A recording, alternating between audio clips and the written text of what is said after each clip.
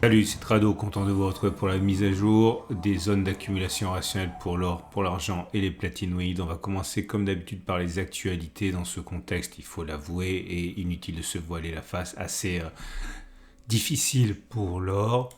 Et le premier article que j'ai trouvé pour vous, et en fait peut-être le plus important, c'est celui qui a été créé sous la plume de l'or et l'argent, en l'occurrence ici Nicolas Perrin, qui reprend toujours de manière circonstanciée les faits qui permettent de savoir quelle serait la meilleure protection par rapport à l'hyperinflation et notamment est-ce que l'or est une bonne protection au regard du passé récent et moins récent et la réponse est sans ambiguïté. Je vous laisse découvrir ça dans cet article encore une fois bien au-delà des poncifs et surtout toujours documenté à l'aide de moult graphes et articles.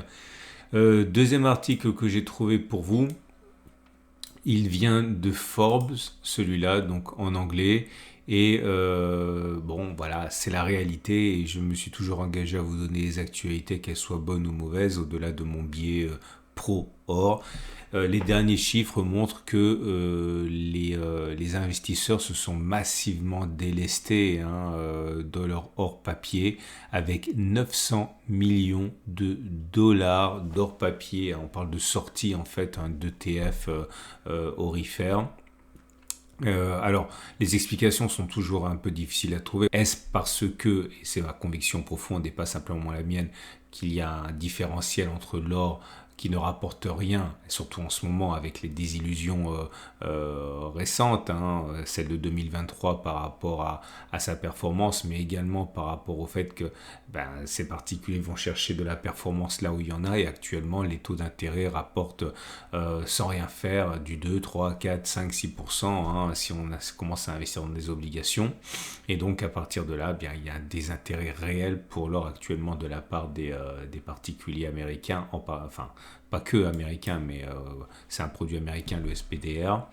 Troisième article que j'ai trouvé pour vous, toujours dans le même sens, dans celui de la désillusion, c'est UBS, qui n'est pas le moins favorable à l'or, loin s'en faut, qui vient de réviser réviser à la baisse sa projection de cours pour la fin de l'année.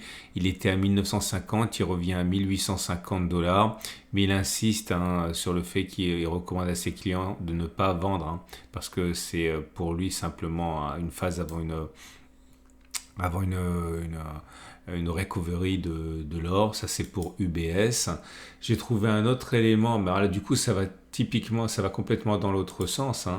C'est toujours cette dichotomie que l'on retrouve entre les institutionnels, notamment les banques centrales, et les particuliers. C'est Interfax qui nous délivre l'information suivante. La Russie a décidé de dépenser 18 milliards de roubles par jour pour s'exposer à l'or et aux devises. Bon, les devises, évidemment, ça va être beaucoup de yuan, vous vous en doutez, mais également de l'or. Et vous voyez, encore une fois, cet écart absolument colossal entre la vision qu'ont les banques centrales du futur et la vision plutôt court-termiste des particuliers. Et voilà un document qui pourrait également vous intéresser pour faire le point sur... Bon, on sait tous que, je l'ai suffisamment dit cette année, que les banques centrales ont massivement, globalement accumulé de l'or en 2022-2023. Et si vous voulez avoir un point, eh bien, on voit notamment que ceux qui ont le plus accumulé d'or cette année, c'est la Pologne, la Chine, la Russie, Singapour. Ok, et bon, il y en a aussi qui s'en sont délestés, notamment pour faire face à des difficultés, qu'elles soient politiques ou alors financières, notamment la Turquie, c'est qui s'est délestée de 132 tonnes d'or. Mais bon, globalement, c'est les BRICS qui ont tendance à accumuler beaucoup d'or en ce moment. On va donc passer à présent à l'analyse des zones d'accumulation rationnelle. Alors à présent, j'aimerais ouvrir une petite parenthèse personnelle. Je suis à titre personnel particulièrement affecté par ce qui se passe actuellement. Non pas à cause de ce qui se passe pour mes finances, mais je vois la détresse et la désillusion qu'il y a dans le ton et dans certains messages que j'ai en dessous de mes vidéos, que vous êtes des milliers à regarder, je vous en remercie. Et à partir du moment où vous me faites cette confiance, je me dois d'adopter un langage vrai par rapport à ce qui se passe. Certains, notamment dans la dernière vidéo, ont écrit que je pouvais parfois manquer d'objectivité lorsque j'adoptais un biais positif par rapport à l'or. Et si c'est le cas, d'abord, je m'excuse, je vous prie de m'excuser si je vous induis en erreur avec ma confiance pour le long terme. Et puis surtout, j'aimerais dire que je ne pense pas que ce soit volontaire ou au moins véritablement le cas. Tout ce que je vois et tout ce que je partage, je le fais à travers mes yeux d'investisseur parce que je ne suis pas conseiller. Ok, d'ailleurs, je suis à titre personnel investi en or et c'est pour ça que j'adopte sans doute parfois un ton peut-être un petit peu impliqué, mais regardez ça. Lorsque l'on voit la baisse à laquelle on a assisté depuis quelques semaines, effectivement, c'est décevant. Je suis sur l'or libellé en euros parce qu'à titre personnel, je suis trader, mais je m'adresse à vous dans ce format en tant qu'investisseur. C'est-à-dire que l'or en dollars, c'est très bien lorsque l'on trade parce que tout se passe avec l'or en dollars. Mais lorsque l'on investit, vous avez sacrifié des euros d'épargne et vous allez éventuellement récupérer des euros lorsque vous allez vendre votre or. Donc c'est vraiment l'or en euros qu'il faut regarder lorsqu'on est un investisseur. À quoi bon avoir une superbe performance de l'or en dollars si derrière le dollar s'est effondré, ou inversement, vous allez bien devoir dépenser votre argent en euros à un moment ou à un autre. Donc il faut bien regarder pour moi l'or en euros. Et je vais être complètement transparent par rapport à ça. Vous savez, je le cercle. Lorsque je considère qu'on est sur une zone d'accumulation rationnelle intéressante pour moi, je le mets. Ok, ce sont les cercles noirs. Et vous voyez, cette année, il y a eu 3 accumulations rationnelles et pas la peine de sortir la calculatrice pour voir que si on est là et que j'ai accumulé une fois ici, une fois ici, une fois ici, eh bien, c'est négatif, légèrement négatif, mais négatif. Et c'est vrai qu'à côté de ça, la frustration vient du fait que, a priori, on était dans une situation d'alignement des planètes parfait pour que l'or explose. Pourquoi? Eh bien, tout simplement parce qu'il y avait beaucoup d'inflation et que l'or est censé être l'actif anti-inflation par défaut ou même par définition. Ok? Non, moi, c'est pas ce qui s'est passé. Pourquoi n'est-ce pas ce qui s'est passé? Parce que il y a des vents contraires. Et le vent contraire principal, c'est que les taux d'intérêt montent et encore montent.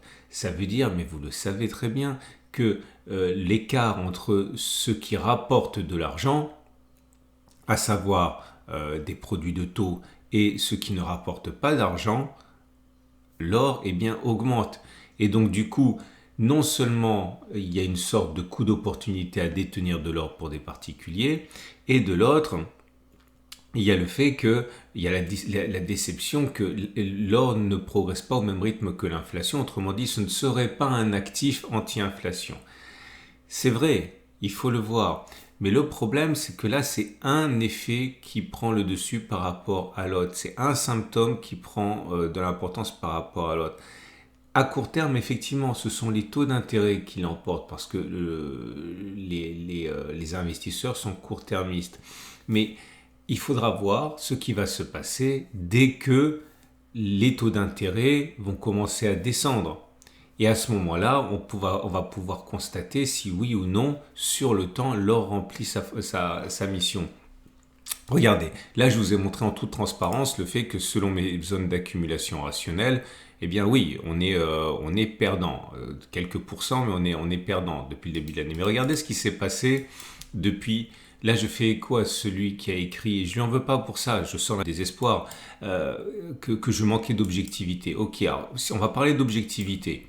Ok, maintenant, je vais expliquer que je cercle en noir les zones. Hein. Tout ça, ça sort pas de mon chapeau. Ce sont des zones qui sont données vidéo après vidéo. Et je vous défie, ou je vous mets au défi d'aller trouver que je manque d'objectivité dans ces cercles. Ce sont des choses que j'ai données dans les vidéos même. Regardez. Prix moyen d'achat 2021, 1526. Prix d'achat moyen 2022, 1664. Ok. Et vous voyez qu'en adoptant une accumulation progressive, sur 3 ans, pourquoi j'ai dit 3 ans? Parce qu'on m'a dit que j'avais justement été biaisé en prenant dans ma dernière vidéo des points.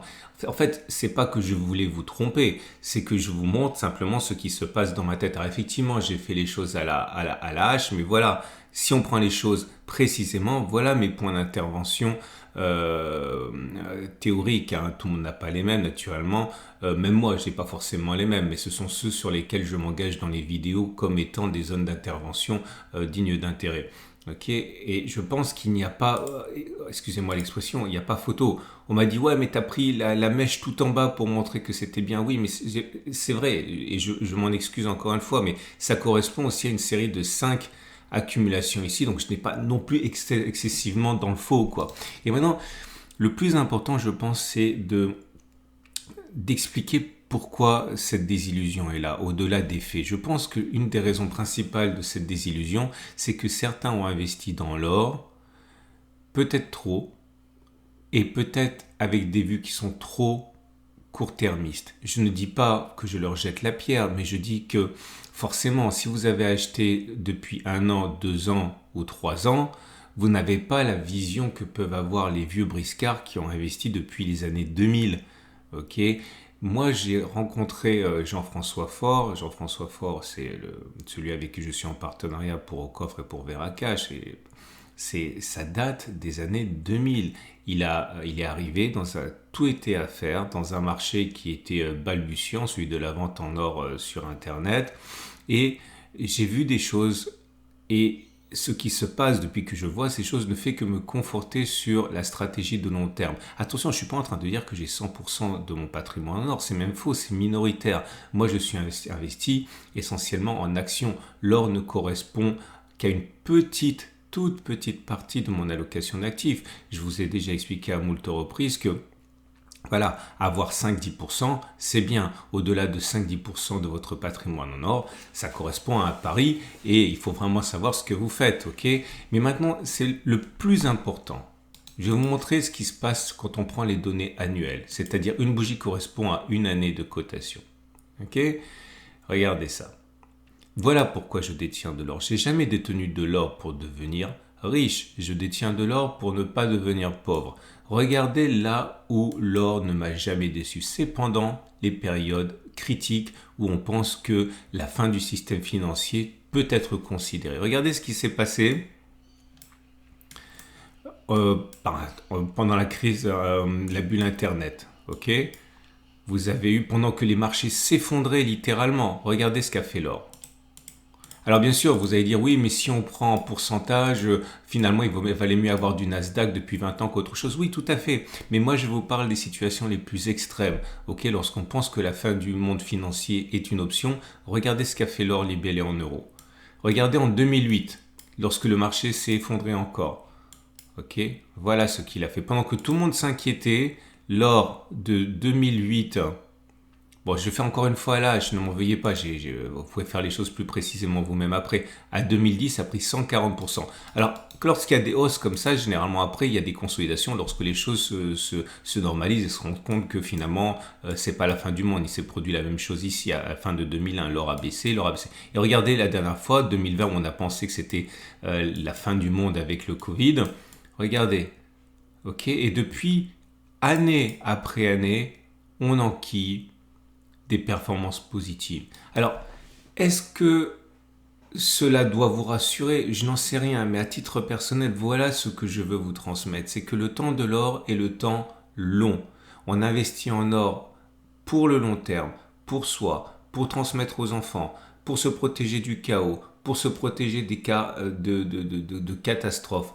On n'investit pas en or pour le court terme. Et si vous le faites, vous vous exposez à une hypersensibilité de court terme. Voilà. J'espère que ces 10 minutes que j'ai passées à vous expliquer les choses vous ont rassuré un petit peu, pas dans l'absolu, mais simplement dans ma façon de voir les choses. Si vous avez l'impression que je vous manipule ou que je travestis la réalité, j'en suis vraiment désolé. J'essaie vraiment de donner au contraire tous les articles, qu'ils soient bons ou mauvais. Et vous avez ici les clés de mon optimisme de court, de moyen et de long terme, même si a priori il y a des secousses. Voilà.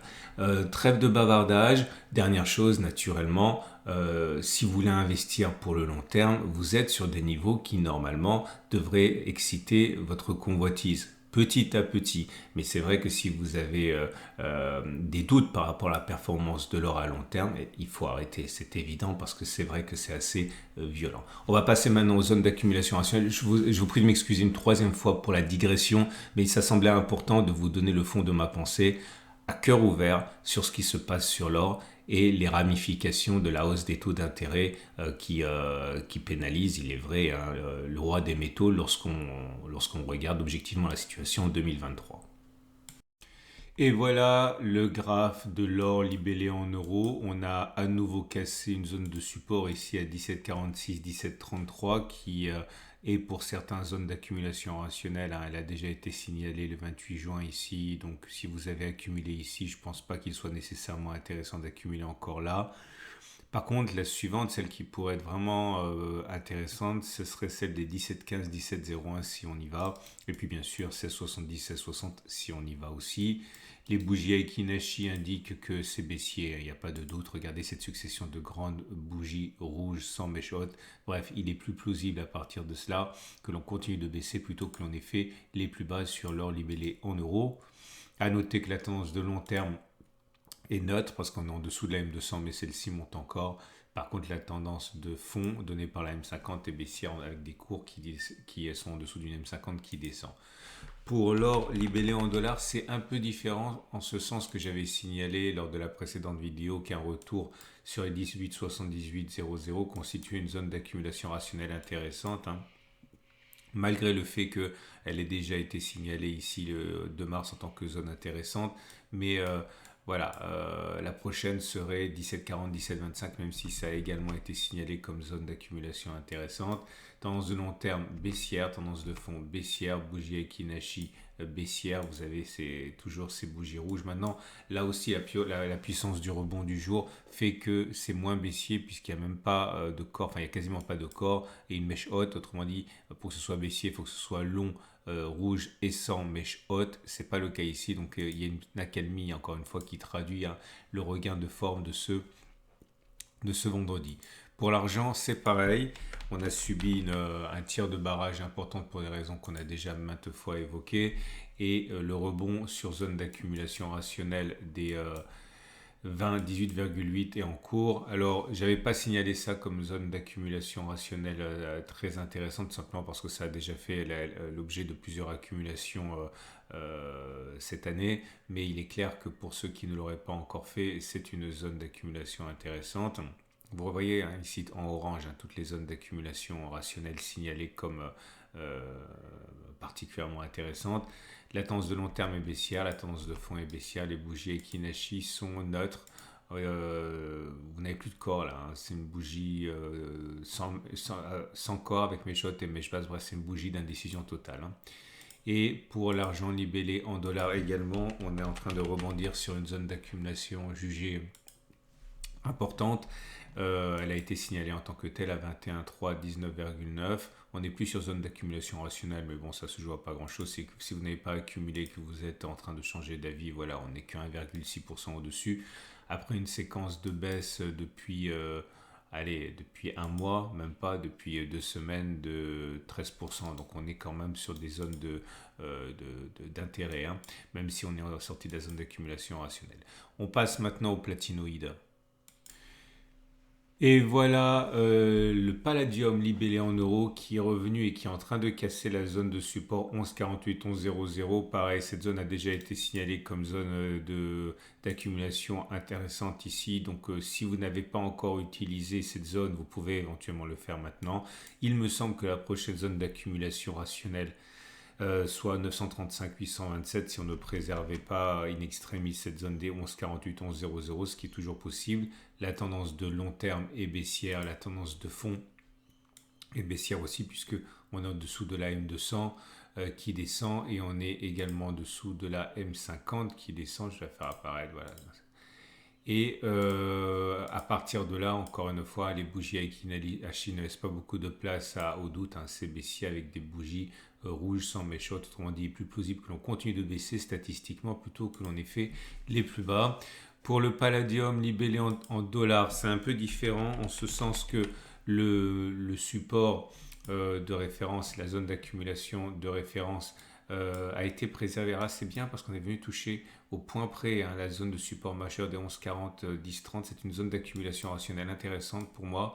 Bon, on est un petit peu au-dessus, mais quasiment rien par rapport à la déculottée caprice de Palladium. Donc on est sur une zone d'accumulation intéressante, il me semble. C'est pas un conseil, c'est simplement une opinion. La tendance de long terme, la tendance de fond sont baissières. Et pour le platine, c'est pareil. Très mauvaise semaine. Évidemment, mais également derrière des opportunités pour ceux qui veulent accumuler. On est sur zone d'accumulation rationnelle optimale ici, il me semble, à 802, 828. La prochaine serait 795, 768. Et pour le platine libellé en dollars, c'est la même chose. On est sur une zone d'accumulation rationnelle. Alors oui et non, c'est-à-dire que lorsque vous regardez le platine libellé en dollars, on est un peu entre deux eaux. Si on va chercher les 838, 862, on serait tenté d'accumuler. Mais déjà, cette zone, me semble-t-il, est intéressante, en particulier si vous n'avez pas accumulé sur la séance du 29 juin. Voilà, on a fait le tour. Trois choses. N'oubliez pas que ce format est mis à jour 2 fois par semaine, le mercredi et le samedi, avec les actualités et les zones d'accumulation. N'hésitez pas à vous abonner au format pour ne pas louper les mises à jour. 2, je vous rappelle que mon partenaire depuis toujours pour l'or et pour l'argent, c'est Au Coffre et Veracash, dont Jean-François Force s'occupe et dirige les groupes depuis très longtemps. Vous avez un lien en dessous de la vidéo pour voir les services qui sont proposés, et notamment dans une optique patrimoniale, globale. Et dernière chose, encore une fois, si vous traversez un moment difficile avec ce qui se passe sur les métaux précieux, eh bien sachez que je comprends, c'est complètement légitime, et qu'à titre personnel, si vous ne l'avez pas encore compris, je suis confiant, et plus que confiant, par rapport à ce qui se passera dans l'horizon temporel qui m'intéresse, à savoir celui du moyen long terme. Voilà, à mercredi pour la mise à jour.